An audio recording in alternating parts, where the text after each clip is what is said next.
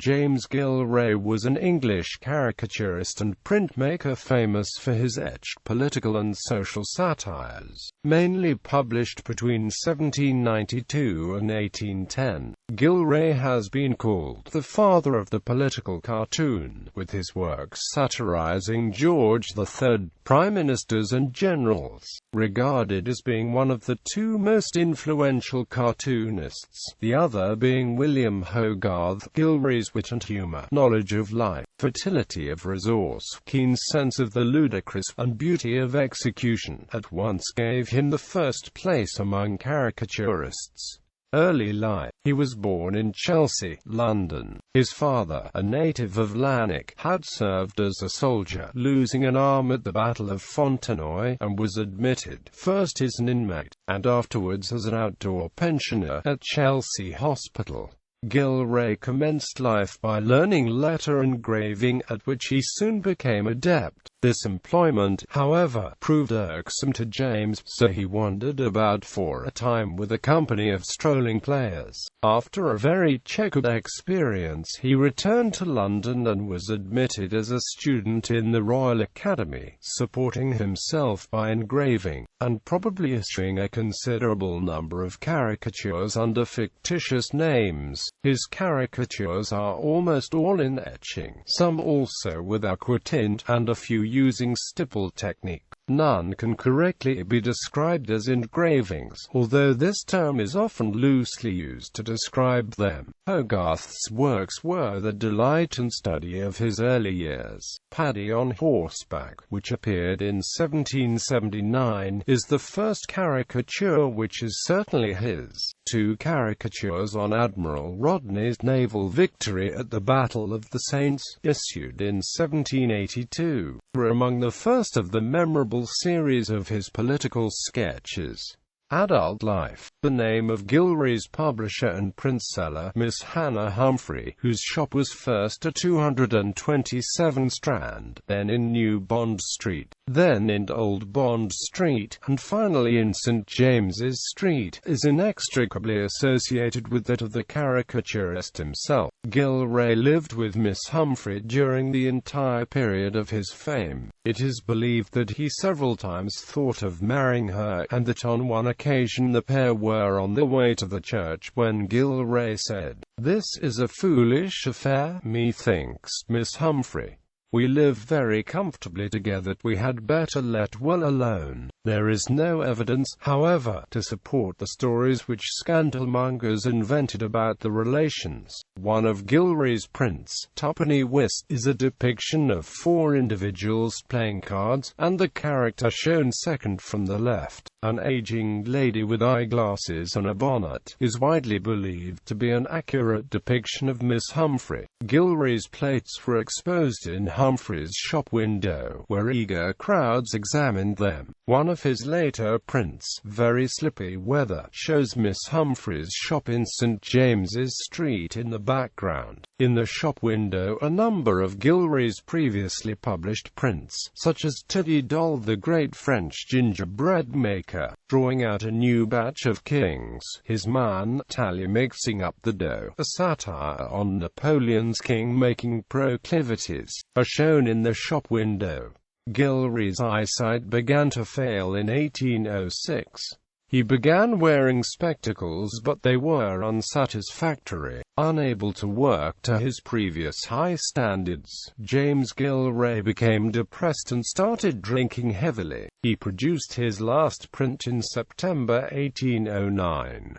As a result of his heavy drinking, Gillray suffered from gout throughout his later life. His last work, from a design by Bunbury, is entitled Interior of a Barber's Shop in Assize Time, and is dated 1811. While he was engaged on it he became mad, although he had occasional intervals of sanity, which he employed on his last work. The approach of madness may have been hastened by his intemperate habits. In July 1811, Gillray attempted to kill himself by throwing himself out of an attic window above Humphrey's shop in St. James's Street. Gillray lapsed into insanity and was looked after by Hannah Humphrey and till his death on 1 June 1815 in London. He was buried in St James's Churchyard, Piccadilly. The art of caricature. A number of his most trenchant satires are directed against George III, who, after examining some of Gillray's sketch, said, "I don't understand these caricatures." Gillray revenged himself for this utterance by his caricature entitled "A Connoisseur Examining a Cooper," which he is doing by means of a candle on their save all, so that the sketch satirizes at once the king's pretensions to knowledge of art and his miserly habits. During the French Revolution, Gillray took a conservative stance, and he issued caricature after caricature ridiculing the French and Napoleon, and glorifying John Bull. A number of these were published in the Anti-Jacobin Review. He is not, however, to be thought of as a keen political adherent of either the Whig or the Tory party. His caricatures satirized members of all sides of the political spectrum. The times in which Gillray lived were peculiarly favorable to the growth of a great school of caricature. Party warfare was carried on with great vigor and not a little bitterness, and personalities were freely indulged in on both sides. Gillray's incomparable wit and humour, knowledge of life, fertility of resource, keen sense of the ludicrous, and beauty of execution, at once gave him the first place among caricaturists. He is honourably distinguished in the history of caricature by the fact that his sketches are real works of art. The ideas embodied in some of them are sublime and poetically magnificent in their intensity of meaning, while the forthrightness, which some have called coarseness, which others display as characteristic of the general freedom of treatment common in all intellectual departments in the 18th century. The historical value of Gillray's work has been recognized by many discerning students of history. As has been well remarked, Lord Stanhope has turned Gillray to account as a veracious reporter of speeches, as well as a suggestive illustrator of events. His contemporary political influence is borne witness to in a letter from Lord Bateman, dated 3 November 1798. "The opposition," he writes to Gillray, "are as low as we can wish them. You have been of infinite service in lowering them, and making them ridiculous." Gillray's extraordinary industry may be inferred from the fact that nearly 1,000 caricatures have been attributed to him, while some consider him the author of as many as 1,600 or 1,700. According to the Encyclopaedia Britannica 11th edition, Gillray is as invaluable to the student of English manners as to the political student, attacking the social follies of the time with scathing satire, and nothing escapes his notice, not even a trifling change of fashion in dress. The great tact Gillray displays in hitting on the ludicrous side of any subject is only equalled by the exquisite finish of his sketches, the finest of which reach an epic grandeur and Miltonic sublimity of conception. Gillray's caricatures are generally divided into two classes, the political series and the social, though it is important not to attribute to the term series any concept of continuity or completeness. The political caricatures comprise an important and invaluable component of the history extant of the latter part of the reign of George III. They were circulated not only in Britain but also throughout Europe, and exerted a powerful influence both in Britain and abroad. In the political prints, George III, George's wife Queen Charlotte, the Prince of Wales, Fox, Pitt the Younger, Burke and Napoleon Bonaparte are the most prominent figures. In 1788 appear two fine caricatures by Gillray. Blood on Thunder Fording the Red Sea represents Lord Thurlow carrying Warren Hastings through a sea of gore. Hastings looks very comfortable, and is carrying two large bags of money.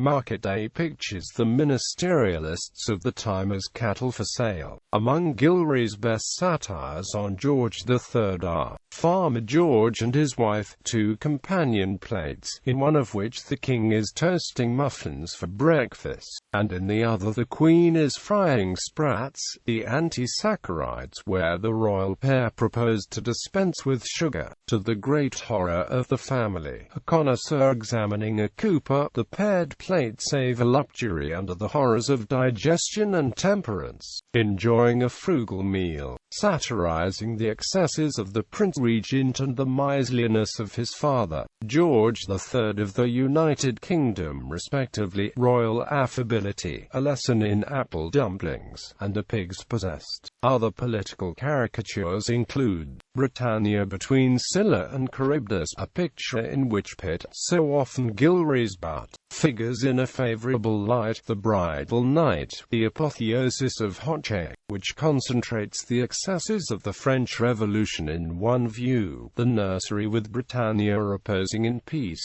the first kiss these 10 years, another satire on the peace, which is said to have greatly amused Napoleon, The Handwriting upon the Wall, the Confederated Coalition, a swipe at the coalition which superseded the Addington Ministry, Uncorking Old Sherry, The Plum Pudding in Danger, Making Decent Comforts of a Bed of Roses, View of the Hustings in Covent Garden, Phaethon Alarmed, and Pandora opening her box. As well as being blatant in his observations, Gillray could be incredibly subtle, and puncture vanity with a remarkably deft approach. The outstanding example of this is his print Fashionable Contrasts, or the Duchess's Little Shoe yielding to the magnitude of the Duke's foot. This was a devastating image aimed at the ridiculous sycophancy directed by the press towards Frederica Charlotte Ulrica, Duchess of York, and the supposed daintiness of her feet. The print showed only the feet and ankles of the Duke and Duchess of York, in an obviously copulatory position, with the Duke's feet enlarged and the Duchess's feet drawn very small. This print silenced forever the sycophancy of the press regarding the union of the Duke and Duchess.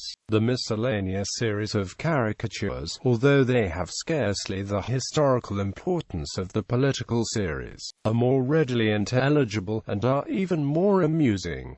Among the finest are Shakespeare sacrificed Flemish characters, two penny whist, oh that this too solid flesh would melt, sandwich carrots, the gout, comfort to the corns, begone dull care, the cowpox, which gives humorous expression to the popular dread of vaccination, dilettante theatricals, and harmony before matrimony and matrimonial harmonics, two exceedingly good sketches in violent contrast to each other. Famous editions. A selection of Gillray's works appeared in James Gillray. The caricatures printed between 1818 and the mid-1820s and published by John Miller, Bridge Street and W. Blackwood, Edinburgh. 9 parts were released. The next edition was Thomas Maclean's, which was published with a key, in 1830. In 1851 Henry George Bone put out an edition, from the original plates in a handsome elephant folio, with coarser sketches, commonly known as the suppressed plates, being published in a separate volume. For this edition Thomas Wright and Robert Harding Evans wrote a commentary, a history of the times embraced by the caricatures. Many copies of the Bone edition have been broken up into individual sheets and passed off as originals. Although the 2 volumes of the Bone edition are often represented as being a complete collection of Gillray's works, this is not the case.